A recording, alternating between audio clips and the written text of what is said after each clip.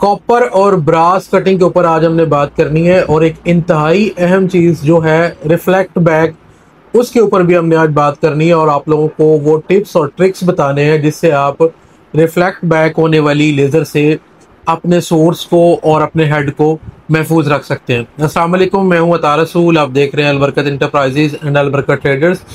Episode 27 है, इसमें हमने ब्रास और कॉपर कटिंग के ऊपर बात करनी है और साथ में आपको बताना है रिफ्लेक्ट बैक होने वाली लेज़र बीम से किस तरह अवॉइड किया जा सकता है।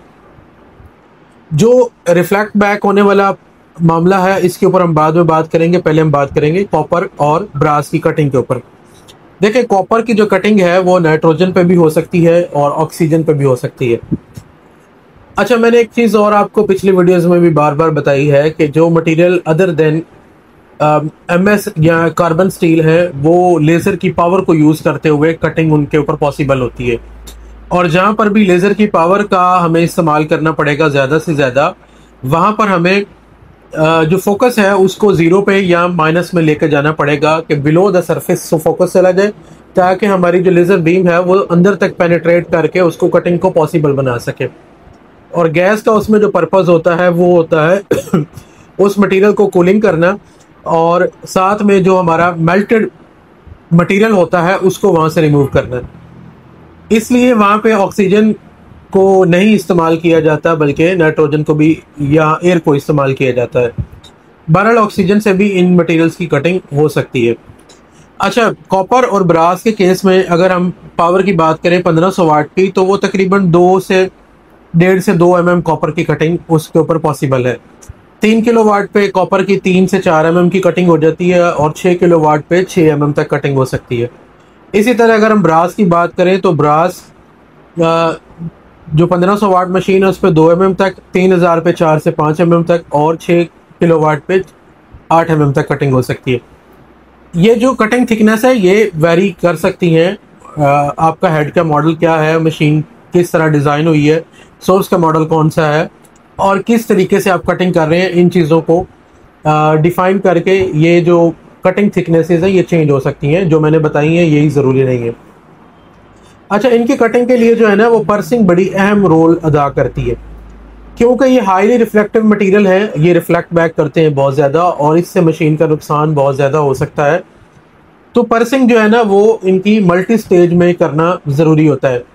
और पर्सिंग में अगर हम अपने कम पावर को और लो मॉड्यूलेशन को यानी कि फ्रिक्वेंसी को कम रख के यूज़ करते हैं या हाई फ्रिक्वेंसी, ये एक तालमेल इस तरह का हम बना लेते हैं कि हमारी जो पर्सिंग है उसके ऊपर रिफ्लेक्ट बैक के चांसेस जो है वो कम से कम हो। क्योंकि जब लेज़र पेनिट्रेट कर लेती है, पर्सिंग हमारी मुकम्मल हो जाती है, तो फिर रिफ्लेक्ट बैक के चांसेस कम हो जाते हैं और फिर हमारी कटिंग जो है वो पॉसिबल हो जाती है। फिर वो जितनी भी एनर्जी वहाँ से आ रही होती है वो अब्जॉर्ब हो रही होती है मटेरियल के अंदर।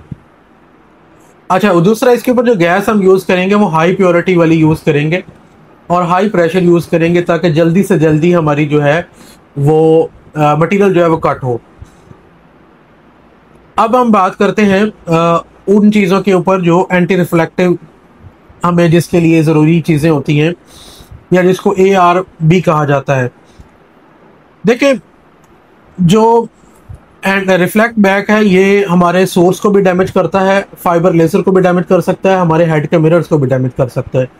हाई पावर लेज़र के अंदर एंटी रिफ्लेक्टिव मॉड्यूल यूज़ किया जाता है जिसके ऊपर, या मिरर ऐसे यूज़ किए जाते हैं जिनके ऊपर एंटी रिफ्लेक्टिव कोटिंग होती है कि जब वो रिफ्लेक्ट बैक करती है लेज़र तो वो रिफ्लेक्ट बैक एनर्जी अब्जॉर्ब नहीं होती बल्कि पीछे नहीं जाती, वहीं से बाउंस बैक हो जाती है। अच्छा, इसकी वजह से हमारी जो सोर्स है और हमारे कंपोनेंट्स हैं वो महफूज रहते हैं। कुछ और टिप्स भी हैं, मैनुअल तरीक़ाकार भी हैं। अगर आपके हेड के अंदर एंटी रिफ्लेक्टिव कोटिंग वाले मिरर्स नहीं है, AR मॉड्यूल नहीं है और कोई सोर्स के अंदर एंटी रिफ्लेक्टिव टेक्नोलॉजी यूज़ नहीं हुई, तो आप दूसरी तरीक़ेकार भी यूज़ कर सकते हैं। मिसाल के तौर पे आप जो शीट है उसको स्लाइटली किसी एंगल में रख दें हेड के अगेंस्ट, मतलब उसको थोड़ा सा अप कर दें एक साइड से और किसी साइड से थोड़ा सा डाउन कर दें।